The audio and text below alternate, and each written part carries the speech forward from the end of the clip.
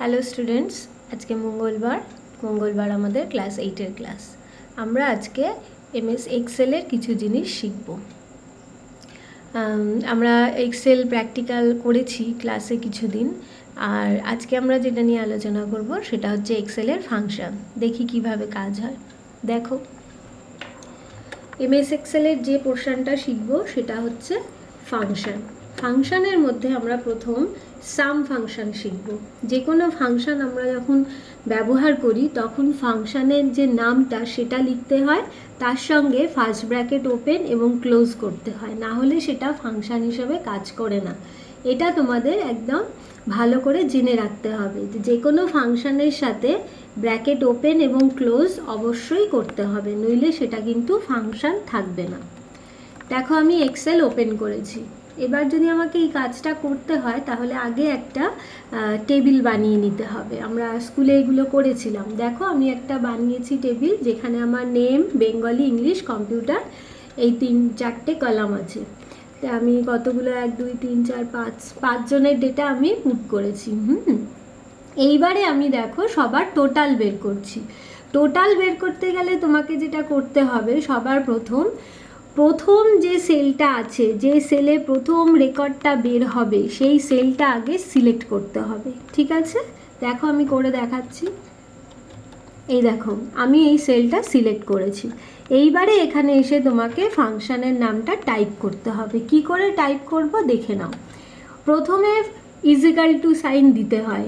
এই is equal two sign না দিলে কিন্তু কোনো ফাংশন কাজ করবে না। ঠিক আছে, তারপরে আমি ফাংশনের নাম লিখেছি। এই দেখো, আমি ব্র্যাকেট ওপেন করেছি। ব্র্যাকেট ওপেন করার পর প্রথম তোমাকে যেটা দিতে হয় সেটা হচ্ছে স্টার্টিং সেল অ্যাড্রেস, মানে আমি যে যোগটা করব সেটার শুরুটা কোথায়। দেখো, আমার এই সেলটা থেকে যোগটা শুরু হবে, তাহলে এই সেলের অ্যাড্রেস কি হবে? প্রথমে হচ্ছে কলাম, কত নম্বর কলাম? বি নম্বর কলাম। তারপরে হচ্ছে রো, কত নম্বর রো? 2 নম্বর রো, তাই তো? এই সেলটার অ্যাড্রেস হচ্ছে আমার B2, সেই জন্য দেখো এখানে B2 আমি টাইপ করেছি। এইবারে তোমাকে কোলন সাইন দিতে হয়। তার কারণ হচ্ছে আমরা প্রথমে দিই স্টার্টিং সেল অ্যাড্রেস, তারপরে দিই এন্ডিং সেল অ্যাড্রেস, মানে যোগটা আমার কোথায় গিয়ে শেষ হবে।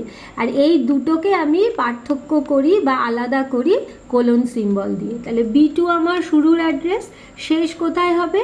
কম্পিউটারে গিয়ে শেষ হবে। তো কম্পিউটারের কলাম হচ্ছে D, আর রো আমার সেম আছে 2, সেই জন্য আমি টাইপ করেছি D2।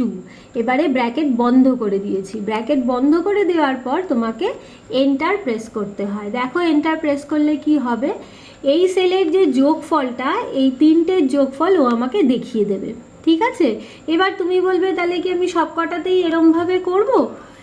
এখানে যদি আমার 500 জন স্টুডেন্ট থাকে তাহলে আমাকে 500 বার এই কাজটা করতে হবে। আমি কিন্তু সেটা করব না। তার বদলে কি করব, দেখো, আবার এই প্রথম সেলটাকে সিলেক্ট করব, যেখানে আমার টোটাল ভ্যালুটা অলরেডি চলে এসেছে। এইবারে আমি মাউসটাকে নিয়ে গিয়ে যদি এই কর্নার পজিশানে বসাই, তোমরা সবাই জানো এখানে একটা আলাদা একটা পয়েন্ট মতন আসে।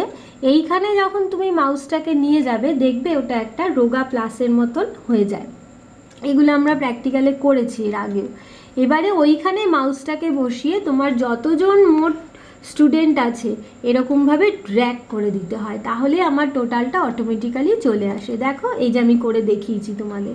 আমি এখানে মাউসটা বসিয়েছিলাম, বসিয়ে এই অবধি টেনে নিয়ে এসেছি, কারণ এইখানেই আমার টোটালটা বের করা শেষ হয়ে যাবে। এর ফলে দেখো কি হবে, আমি যেই ড্র্যাগ করে নিয়ে আসবো সঙ্গে সঙ্গে দেখো অটোমেটিক্যালি আমার কিন্তু টোটালগুলো চলে এসেছে।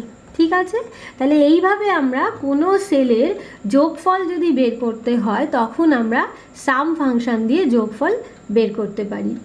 এটা আমি এরমভাবে করে দেখিয়েছি। আমাদের যদি সাবজেক্টগুলো এই দিকে থাকতো, বেঙ্গলি, ইংলিশ, কম্পিউটার, তাহলে তখন আমাকে এরমভাবে সিলেক্ট করতে হতো। সেক্ষেত্রে আমার কিন্তু কলামটা সেম থাকতো, রোগুলো চেঞ্জ হতো। আমি রো ওয়াইজও করতে পারি, আমি কলাম ওয়াইজও করতে পারি।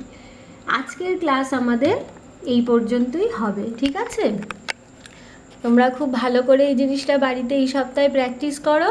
কে কতটা বুঝলে না বুঝলে আমাকে কমেন্ট করে জানাও, কিন্তু কমেন্ট করার আগে নিজেদের নাম, রোল, সেকশন অবশ্যই লিখবে।